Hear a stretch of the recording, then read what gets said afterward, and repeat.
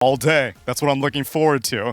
As, yeah, it's our tiebreaker. I guess we can start picking apart some of the teams' evil geniuses. It would be a damn shame if both of the South American teams go home, because at least Extreme Gaming out of Group B made it, and of course LGD is comfortably locked in, but IG went home, and now we need to figure out what's going on with Aster.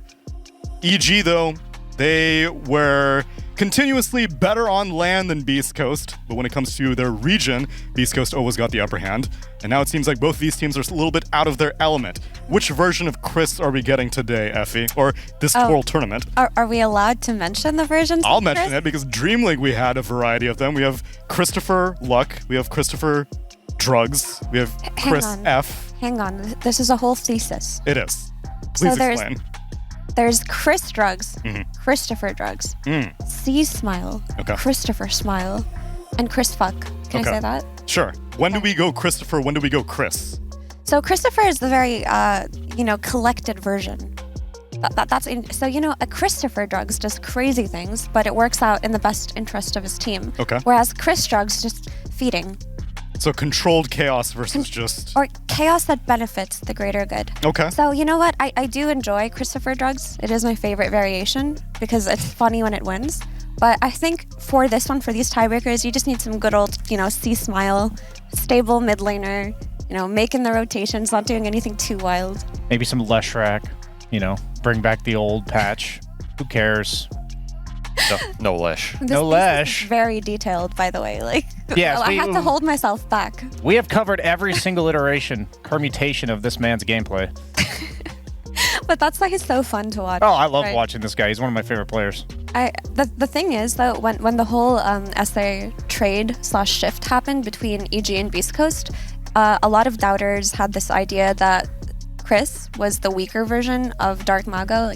They assumed that EG just had the weaker trade when they took C-Smile, but I don't necessarily agree with that. While Dark Mago has a higher ceiling as a player, I really do believe he's very explosive when he has good games.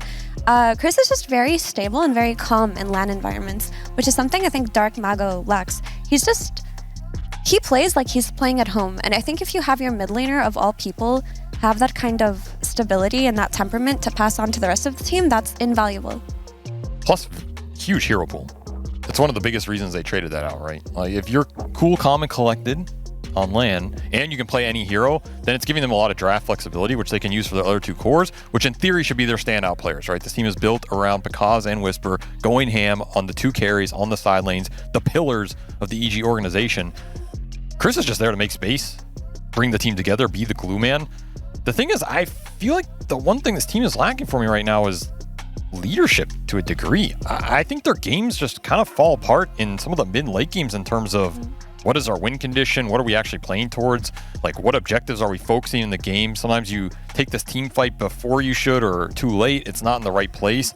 Some of the calls in terms of where to fight, why, and when with the right timing just seem off to me. I feel like they have the skill, they have the players, they have the synergy, they have an entire region behind them. But at some point, you have to step up and start out shot calling some of the teams here, because you're going up against far more veteran teams than you on paper with a lot of really experienced captains and leaders. And sometimes that just wins you games. Yeah, especially in a LAN environment for sure.